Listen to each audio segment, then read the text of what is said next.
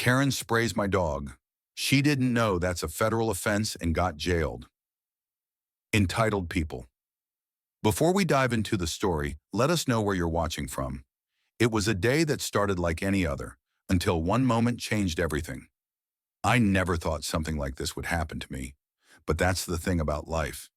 It has a way of throwing the unexpected right at you when you least expect it.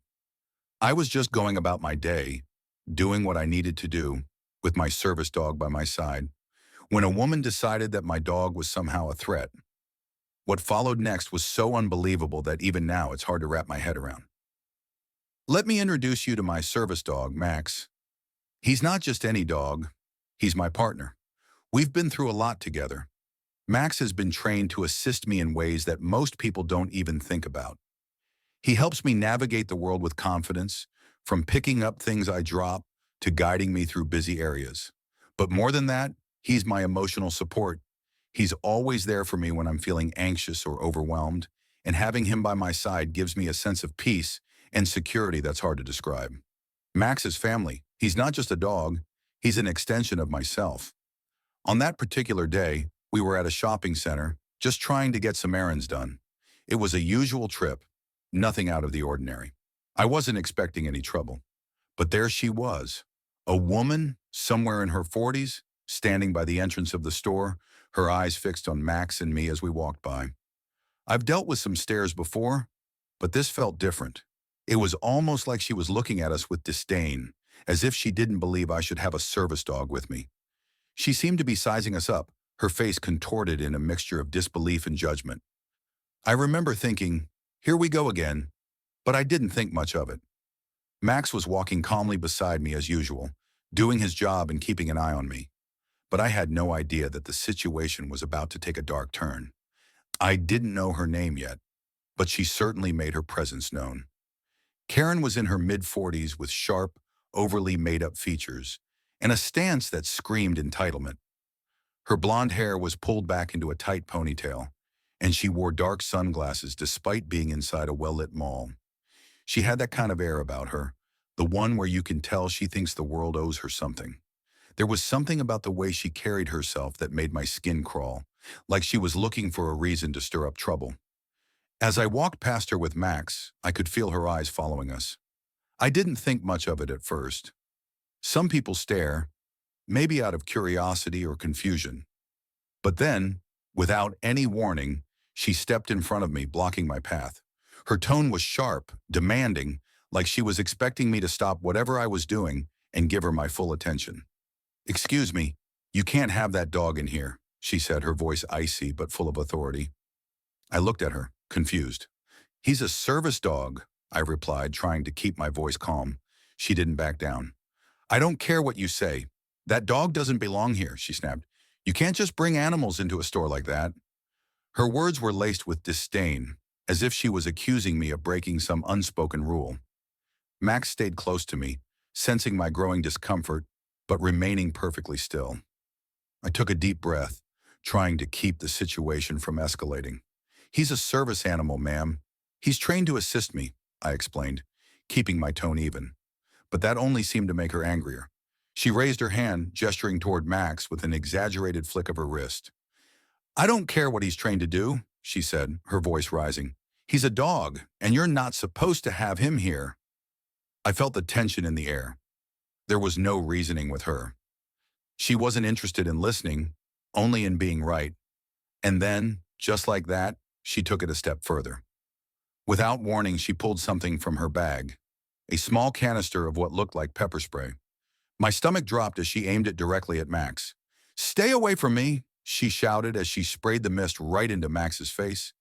Max yelped, more from the surprise of it than anything, and I immediately stepped back, instinctively trying to protect him.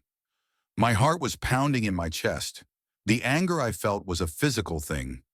It roiled inside me, sharp and hot. How could she do that? How could anyone be so cruel? Max started to paw at his face, his eyes watering as the chemical spray burned his sensitive skin. My mind raced. I had to get him out of there, but I couldn't let this woman just get away with what she'd done. Karen stood there looking pleased with herself. Her smirk was unmistakable, and I couldn't believe what I was seeing. This wasn't just an unfortunate incident. It was an assault on my service dog, and she seemed to think she had every right to do it. My body moved before my brain even processed what had just happened. 1 second, Karen was standing there with that self-satisfied look on her face, and the next, I was kneeling in front of Max, my hands shaking as I gently tried to check his face. The burning sensation in my stomach was overwhelming, but I had to focus. My first priority was Max. Always Max. I reached for him, trying to comfort him as he pawed at his eyes, clearly in pain. "It's okay, buddy. It's okay," I whispered, though my voice was tight. My hands moved quickly over his face, trying to assess the damage, my heart hammering in my chest. He was in distress, and I couldn't stand seeing him suffer like this. Max's usual calm demeanor was nowhere to be found. His eyes were watering badly, and he was pacing around, rubbing his face against the floor. I could see the discomfort on his face, and it tore me apart. I glanced up at Karen, my mind still processing the sheer audacity of what had just happened. "You don't just spray a dog like that," I yelled at her, my voice rising with a mixture of shock and fury. My heart raced in my chest, and I felt the heat of anger flood my veins. The fact that she had done this, that she had actually taken it upon herself to harm my service dog, was beyond comprehension. I stood up slowly, trying to keep my composure as I glared at her. Karen didn't seem fazed. She stood there with her arms crossed, almost smug, as though she hadn't done anything wrong at all. "He shouldn't be here," she muttered dismissively, like somehow that was enough to justify what she had just done. People around us were starting to notice now, a few of them casting uneasy glances in our direction. A couple of bystanders stood near the entrance, watching the scene unfold, but none of them came forward to intervene. It was as if they were too shocked to do anything or simply didn't know how to respond. One woman a few feet away seemed to be on the phone, but I couldn't tell if she was calling for help or just documenting what was happening. A man in his 30s who had been standing nearby finally spoke up. "Hey, you can't do that to a service dog. That's illegal," he said, his voice stern. Karen turned her gaze toward him, unfazed, and shrugged. "He's not even supposed to be here," she repeated, her voice dripping with condescension. The man's face hardened. "That's a service animal. You just assaulted him. You should be ashamed." Another person, a younger woman, stepped closer, her face showing concern. "Is he okay?" she asked, glancing at Max, who was still rubbing his face against the ground. I nodded quickly, though I knew Max was still in pain. "I don't know. He needs to get checked out." The bystanders seemed to realize the gravity of the situation, but no one moved to help more. A couple of people whispered to each other, shaking their heads in disbelief, but none of them seemed brave enough to challenge Karen directly. I could feel the weight of their silent judgment, but it was clear that the woman who had caused all this wasn't going to back down. The reality of it hit me.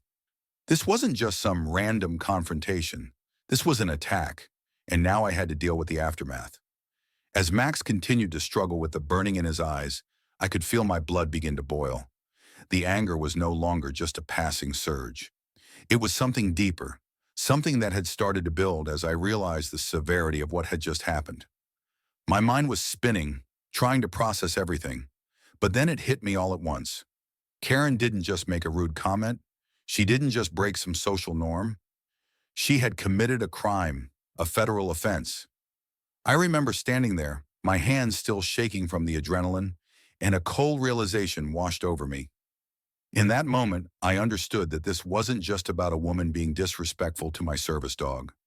She had just assaulted him, and in doing so, she had violated federal laws that were specifically in place to protect people like me and service animals like Max.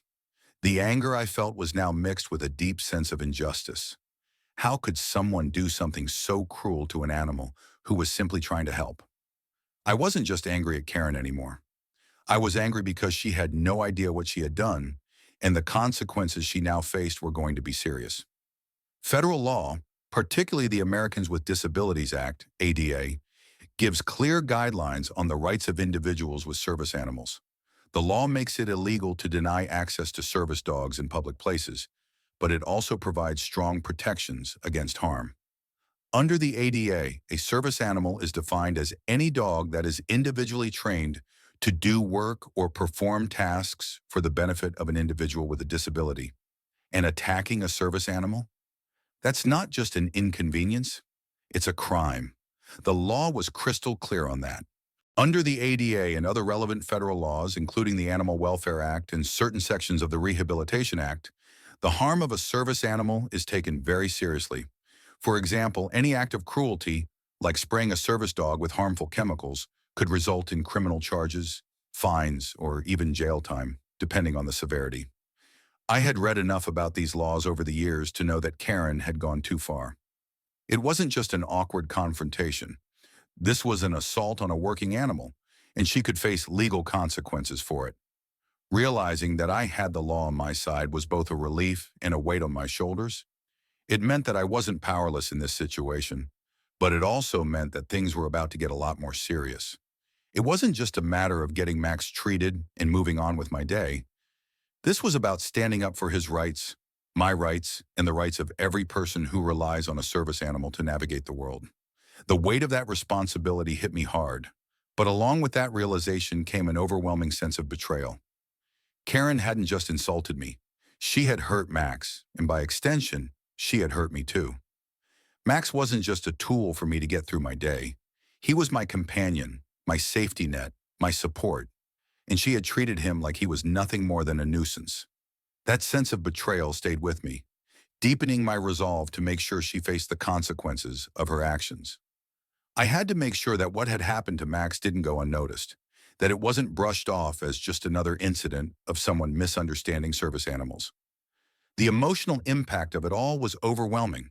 It wasn't just about physical harm, it was the emotional toll of seeing my loyal, loving companion in distress, something I never thought I'd have to experience. As Max began to calm down, I knew I had to take action.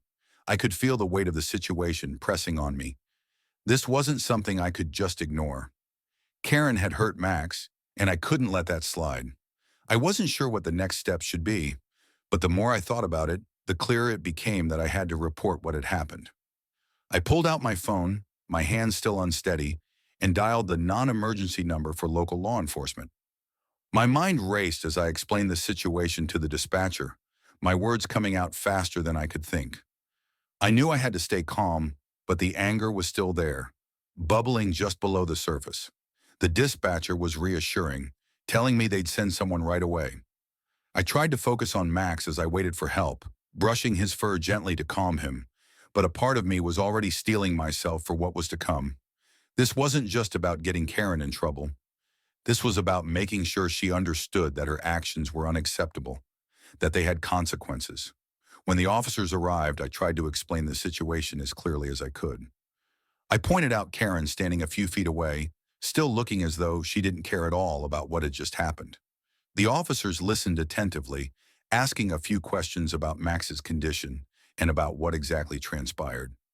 I showed them the marks on Max's face where the spray had hit, and I could see their expressions harden as they realized just how serious this was.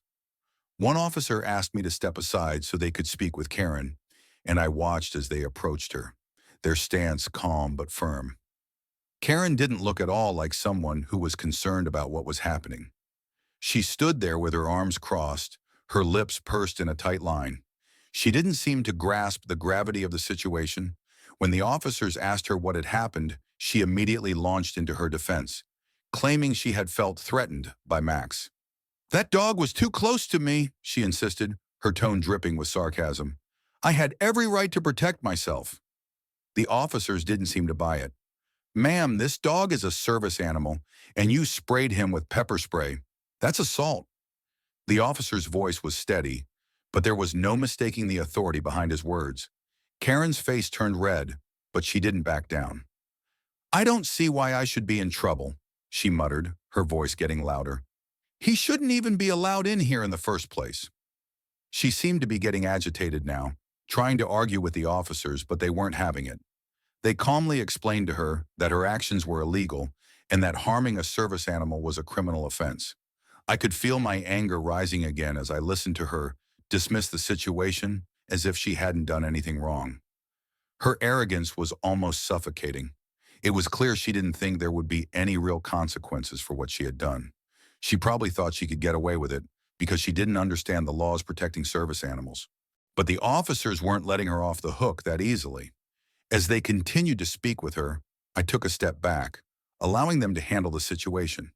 The moment felt surreal, like I was watching someone else's nightmare unfold.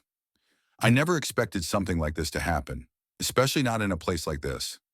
I thought that if I just kept my head down and followed the rules, people would respect Max and me. But Karen's blatant disregard for the law was a stark reminder that not everyone sees things the way we do. The officers seemed to be getting ready to move forward with the situation. Karen was still protesting, but I could see the frustration building on her face. She was losing control of the narrative, and it was clear she wasn't going to get away with it. I couldn't help but feel a sense of vindication, knowing that I had done the right thing by reporting her. It wasn't just about getting justice for Max. It was about sending a message that people like Karen couldn't get away with hurting others without facing the consequences. A few weeks passed before I received the official word. The charges had been filed against Karen. She was being charged with animal cruelty and assault, both of which are taken very seriously under federal law when it comes to service animals. I had known in the back of my mind that this wasn't just going to be a slap on the wrist. But hearing that she was facing real legal consequences gave me a sense of relief. It meant that what she had done to Max wasn't just something I had to move past. It was something that had legal ramifications. The news hit the media quickly. The story of a woman attacking a service dog caught attention, and before long, there were articles and news segments about the case. People were outraged, but I also received a lot of support from the community. I had no idea how many people felt so strongly about the rights of service animals, and seeing that support made me feel like I wasn't alone in this fight. But it also made me nervous for what was coming next. The trial was set, and I found myself sitting in a courtroom, waiting for the proceedings to begin. It was surreal, honestly. I'd never imagined I'd be sitting in a place like this over something like this. A simple errand gone wrong turned into a legal battle. The courtroom was quiet except for the murmurs of those present. But when Karen entered, everything seemed to shift. She walked in with a lawyer, her face as defiant as ever, but the coldness in her eyes told me she wasn't taking this as seriously as she should. The prosecution started by presenting the evidence, security footage of the incident, showing Karen approaching Max and me, then pulling out the pepper spray and directing it toward my service dog. There was no mistaking it. She had intentionally harmed Max. The footage didn't lie. I remember watching it again, seeing the moment in crystal clear detail, and the anger bubbled up all over again. I had already lived it once, but seeing it again on the screen made it feel fresh. Witnesses were called up next, including the man who had spoken up in the shopping center. He described seeing Karen spraying Max and how he had tried to intervene, but she'd brushed him off, dismissing her actions as justified. Another witness was the woman who had been on the phone, who confirmed that Karen had been asked multiple times to stop and that she hadn't shown any remorse for what she'd done. Then it was my turn. I took a deep breath before I spoke. The words didn't come easy. Standing in front of everyone, recounting what had happened to Max, was more painful than I had anticipated. But I knew I had to do it, not just for me, but for Max too. I spoke about the bond we shared and how Max wasn't just a dog. He was my lifeline, my partner. I told them about the pain I saw in his eyes after Karen sprayed him, the way he pawed at his face, and how I had to watch him suffer. Karen's defense, however, was as cold as I had expected. Her lawyer argued that Max hadn't been attacked, claiming that Karen was merely protecting herself from what she perceived as a threat. She argued that there was no intention to harm, just a quick decision made in the heat of the moment. But no one seemed convinced. The prosecution countered with the fact that service dogs are highly trained to behave in public, and that Karen had no right to make assumptions about Max's behavior. They reminded the court that her actions were not just reckless, but illegal. The turning point came when they brought in an expert witness, a service dog trainer who testified about the importance of service animals to their handlers and the laws that protect them. The trainer explained that service dogs are not ordinary pets and that harming them in any way is a federal offense. This, combined with the clear video evidence, made it impossible for Karen's lawyer to argue that she hadn't acted with intent. By the end of the trial, I could feel the weight of the evidence hanging in the air. There was no doubt that Karen had crossed a line, and it was clear she was going to face the consequences. The jury deliberated for what felt like an eternity, but when they returned, the verdict was swift. Karen was found guilty on all charges: assault and cruelty to a service animal.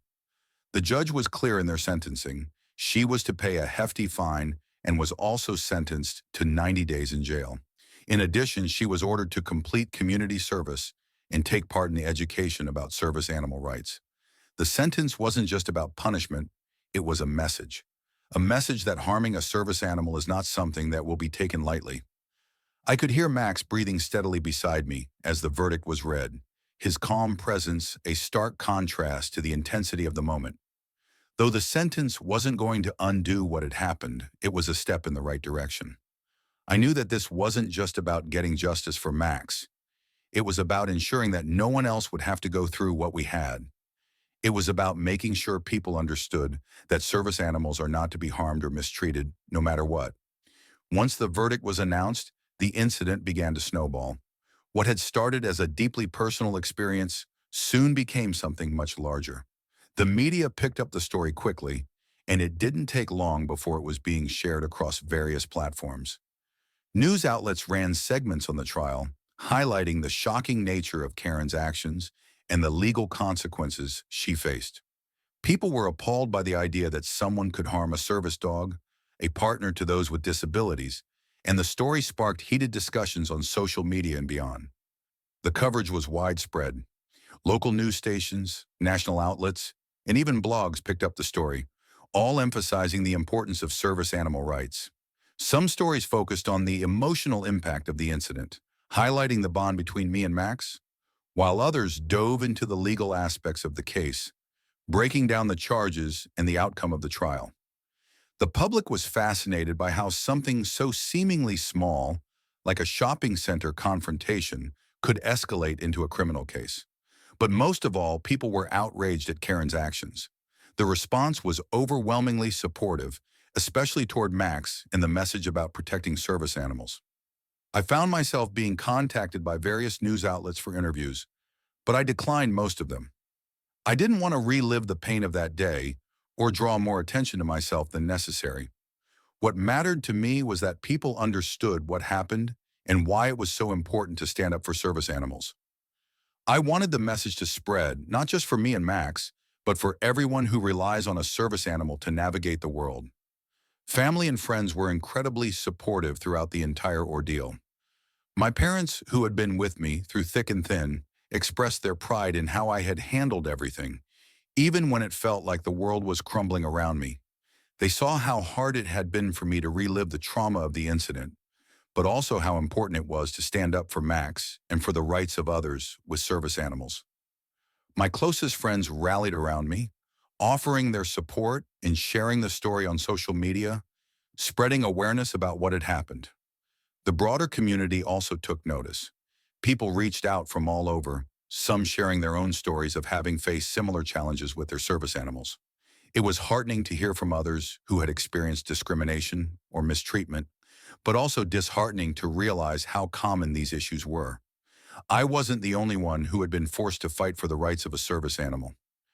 Many people expressed their gratitude for having someone stand up in this case, hoping it would pave the way for greater awareness and legal protection for service dogs. One thing that stood out was the amount of people who weren't just sympathetic to Max's situation, but were genuinely passionate about service animal rights. Support groups, advocacy organizations, and even local businesses started discussing ways to better educate the public about the laws surrounding service animals. Some businesses pledged to make sure their employees were properly trained on how to handle situations involving service dogs, hoping to prevent any future incidents like this one. The incident also sparked conversations about the need for stronger protections and clearer guidelines for service animals in public spaces. Many people who had previously been unaware of the struggles faced by individuals with disabilities and their service animals reached out to express their newfound understanding. Social media platforms were flooded with hashtags advocating for the rights of service animals, some sharing educational posts and resources about how to properly interact with service dogs and how to recognize them as working animals rather than pets. The ripple effect was undeniable. More and more people started asking questions, becoming aware of the challenges and the dangers service animals can face when they are misunderstood or mistreated. And while the case had been incredibly painful for me personally, I began to see it as a catalyst for change. People were starting to understand the significance of service animals in the lives of individuals with disabilities, and that understanding was something I hoped would grow with time. As I look back on everything that happened, it's hard to deny the ways it's changed me. I had always known that Max was important to me, but this whole experience brought a new level of understanding about just how essential he is to my daily life. Not just as a companion, but as a lifeline, a working partner who helps me navigate a world that, at times, feels like it's designed to be inaccessible. That moment when Karen sprayed him, and I watched him struggle in pain, made me realize that I couldn't take his presence for granted anymore. I couldn't assume that people would always respect his role or understand his significance. It forced me to recognize how fragile those boundaries can be and how much work still needs to be done to protect service animals and those who rely on them. The emotional toll of what happened didn't just affect Max, it affected me too. I had to confront feelings I hadn't expected to experience, from helplessness and anger to a deeper sense of responsibility. I felt compelled to learn more about service animal laws, the rights that protect them, and how to advocate more effectively for their safety. I had never set out to be an advocate in the public eye, but this event made me realize that I couldn't stay silent. I had to do what I could to ensure that no one else would go through what we had.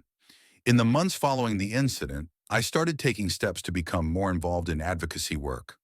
I reached out to local organizations that supported people with disabilities and worked with service dog trainers to raise awareness about the rights of service animals. I attended events and spoke to groups about what had happened, sharing Max's story in the hopes that others would realize how important it is to protect service animals. I also started working on initiatives to help educate businesses about how to handle situations involving service dogs, focusing on the need for better training in public places. One of the most important things I learned during this process is that advocacy doesn't always have to be loud or dramatic. It's the small, consistent efforts, like talking to someone who might not fully understand service animal laws or helping spread the message through social media, that can really make a difference. I also learned that when you stand up for something, it doesn't always have to be in a courtroom or under the pressure of a trial. Every time someone understands what it means to respect a service animal, every time they learn about the laws that protect them, that's a win. When I think about what I want others to take away from this experience, the message is simple. Respect service animals.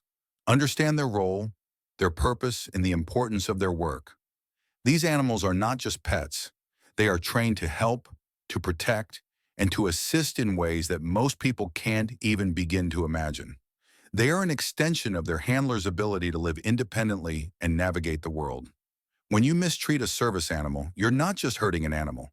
You're harming someone's ability to function in the world. You're disrespecting the trust and bond that's been built between that person and their dog. And just as importantly, understanding the legal protections in place for service animals is crucial.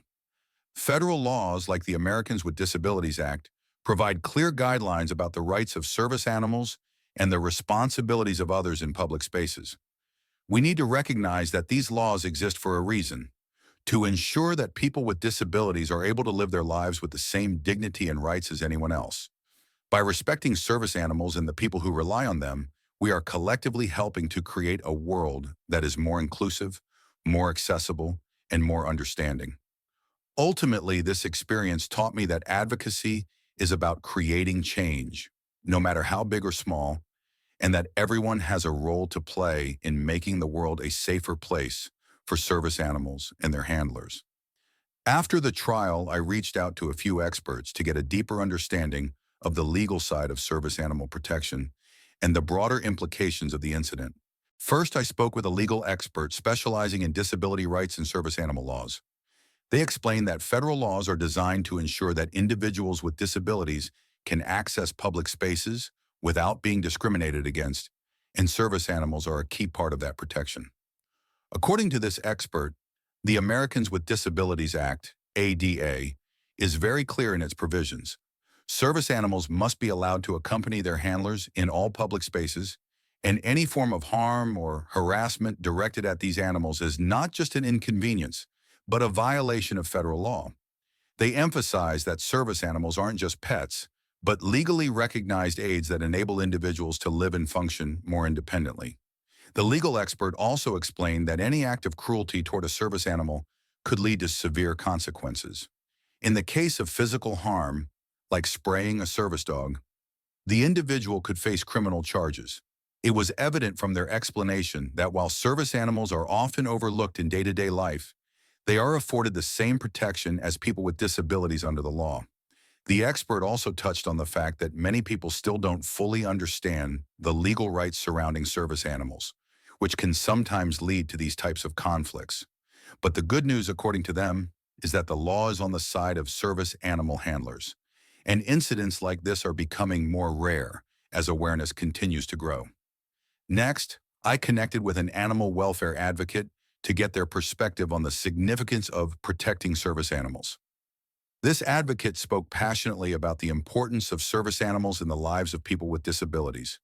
From their viewpoint, service animals are not just pets or companions, but highly trained professionals who perform essential tasks for their handlers. Whether it's guiding someone with visual impairments, alerting a person with epilepsy to an impending seizure, or assisting with mobility, these animals play an irreplaceable role in their handlers' lives. The advocate explained that the harm caused to a service animal isn't just physical, it also affects the bond between the handler and their dog, and can cause emotional distress for both parties.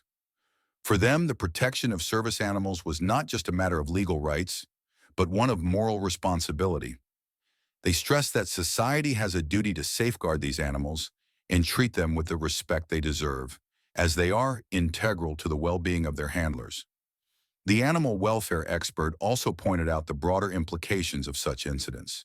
They expressed concern that mistreating service animals can create a ripple effect, causing emotional and psychological harm not only to the animals themselves, but also to the individuals they support. For people who rely on service dogs, these animals are more than just a part of daily life. They are critical to their independence. When service animals are targeted or harmed, it sets a dangerous precedent, teaching others that these animals can be disregarded and mistreated. The advocate emphasized that every instance of abuse or discrimination against a service animal undermines the public's understanding of their significance and sets back progress on creating a more inclusive and respectful society. Finally, I asked both experts about preventive measures. What can individuals and businesses do to avoid incidents like the one I experienced? The legal expert advised that education is the first step. Businesses need to train their employees on the legal rights of service animals and ensure that they understand what qualifies as a service animal. Often, incidents arise from a lack of knowledge, where people mistakenly believe they can ask a person to remove their service animal or that they have the right to question the legitimacy of the animal. Clear policies and training can prevent such misunderstandings and help foster an environment of respect. The animal welfare advocate echoed these thoughts, adding that businesses should be proactive in creating environments that are welcoming to people with service animals. This includes ensuring that their facilities are accessible and that staff are prepared to handle situations appropriately. For individuals, they recommended promoting awareness about the role of service animals and encouraging kindness and patience when interacting with service dog teams. Small gestures of respect, such as not petting or distracting a service animal while it's working, can go a long way in fostering positive interactions. Together, both experts stress the importance of creating a society where service animals are recognized for the work they do and where people are educated on their rights and responsibilities. They both agree that by starting with education, in the workplace, in schools, and in the community, we can ensure fewer incidents like mine occur in the future. It's a matter of respect, understanding, and making sure that everyone knows that these animals are more than just pets. They are an essential part of many people's lives. Looking back at everything that unfolded, it's clear how critical it is to understand the gravity of what happened. What seemed like a random confrontation in a public place turned into a painful reminder of how far we still need to go in educating people about the rights of service animals. Karen's actions weren't just wrong on a personal level, they were a violation of federal law, showing just how serious the consequences can be when service animals are harmed. The legal ramifications were there to protect not just the animals, but also the people who rely on them every single day. This is about more than just one incident. It's about making sure that everyone understands that service animals are not pets, and they are not to be harmed or harassed. It's about respect, education, and standing up for what's right. This is a call to all of us to be more mindful, to respect the animals who are doing the important work of assisting people with disabilities, and to remember that the laws exist to protect them. I ask that you take a moment to share this video and spread the word. By sharing it, you're helping raise awareness about the importance of service animals and the rights that protect them. You're helping ensure that more people understand how much these animals mean to their handlers and how damaging it can be when that bond is broken by thoughtless actions. We need to work together to create a more inclusive, respectful world where service animals are treated with the dignity they deserve. Before I finish, I just want to leave you with this thought. The bond between a service animal and their handler is unlike any other. It's built on trust, mutual respect, and an unspoken understanding. These animals are more than just companions. They're vital partners in their handlers' lives, providing independence and support when it's needed most. So the next time you see a service dog, remember that they are working, and treat them with the same respect you would show anyone doing their job. Because for so many people, these animals truly make the difference between independence and isolation.